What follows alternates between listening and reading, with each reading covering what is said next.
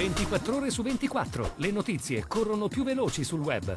Guarda le ultime news sulle web TV di TG Italia, TV Veneto e tvverona.com. Connettiti con Industria e Finanza, la cronaca del Veneto e la cronaca di Verona.com.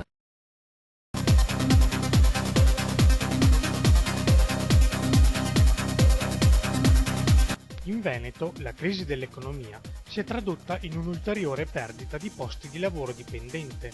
Dal 31 marzo rispetto al 2011 gli occupati sono diminuiti di oltre 20.000 unità, proseguendo in un trend negativo accentuatosi a partire dall'estate scorsa. Lo rileva l'Osservatorio di Veneto Lavoro nella sua analisi trimestrale, che continua a registrare segnali del peggioramento congiunturale. Si riduce intensamente la domanda di lavoro degli stranieri, si ridimensiona il ricorso ai contratti di somministrazione e a tempo indeterminato. Le perdite occupazionali sono concentrate nel settore manifatturiero e nei trasporti. Si sono intensificati i segnali di crisi delle piccole imprese, con l'aumento dei licenziamenti individuali. Si accentua la frenata dell'industria padovana. Nel primo trimestre 2012 arretrano tutti gli indicatori, con calo della produzione e contrazioni più vistose per gli ordinativi e le vendite in Italia. Positivo solo il dato dell'export, che però perde slancio rispetto a pochi mesi fa. Nel primo trimestre 2012 l'indice della produzione industriale arretra del meno 1,8% rispetto allo stesso periodo dell'anno precedente, dopo il meno 1,3% nel quarto trimestre 2011. La contrazione riguarda tutti i comparti del manifatturiero, meno 1,9%, più contenuta nel metalmeccanico, meno 0,7%. La performance più negativa si rileva per le costruzioni, meno 15,8%, in controtendenza i servizi, più 4,7%. Le microimprese, da 1 a 9 addetti, sono le più colpite dal calo della produzione, meno 6,1%.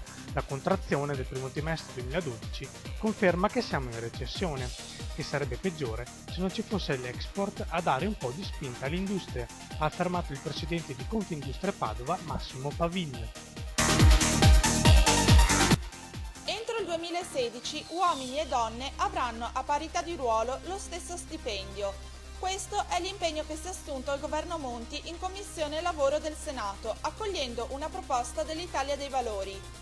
Secondo i dati pubblicati dalla Commissione Europea per la parità retributiva, le donne continuano a guadagnare in media il 16,4% in meno degli uomini. Il problema è ancora più accentuato in Italia, dove le condizioni di lavoro per le lavoratrici sono meno favorevoli, sia per la qualità dell'attività sia per il salario medio, inferiore del 20% in media. Un obiettivo, quello prefissatosi in Senato, non solo auspicabile, ma necessario, secondo la maggior parte della gente. La parità fra uomo e donna mi pare che sia ora che ci sia, reale, non così a parole. Ci dovrebbe essere nessuna differenza, le cose naturali sono così.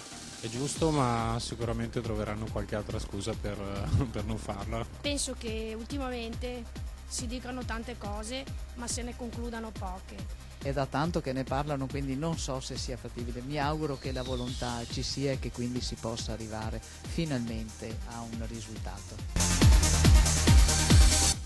Cambia location il Career Day Università Aperta 2012, dal Palazzo del Bo, sede storica dell'Ateneo Patavino attualmente in restauro, al Dipartimento di Ingegneria Industriale in via Venezia, ma resta comunque un evento di grande successo che ha visto la partecipazione attiva di moltissimi studenti e laureati. Un confronto diretto con aziende italiane e straniere con l'opportunità di conoscere nuove realtà lavorative, ciascuna con diversi fabbisogni formativi e professionali. Una giornata all'aria aperta nella quale gli studenti dell'Università di Padova possono lasciare il proprio curriculum e sostenere colloqui veri e propri con esperti manager delle risorse umane. Entusiasmo e grandi aspettative da questa iniziativa alla sua 7ª edizione. I carabinieri della stazione di Chiampo in provincia di Vicenza hanno arrestato nei giorni scorsi 2 indiani regolarmente residenti in quel centro.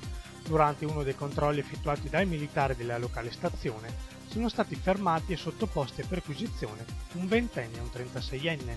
L'atteggiamento dei due ha insospettito i militari, che a seguito di perquisizione veicolare e personale dei fermati hanno rinvenuto circa 150 capsule di papavero da oppio e circa 250 grammi di papavero da oppio, oltre ad alcune centinaia di euro provento del pregresso spaccio.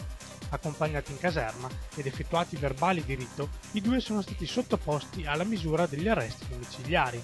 Mercoledì è arrivata la convalida dell'arresto da parte del Tribunale di Vicenza. Arana, crescita continua.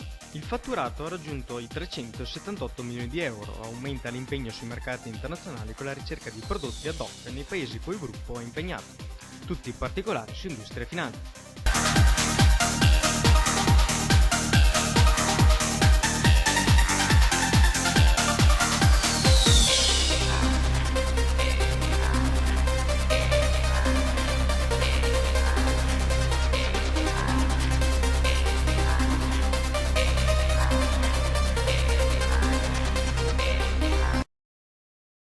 24 ore su 24, le notizie corrono più veloci sul web.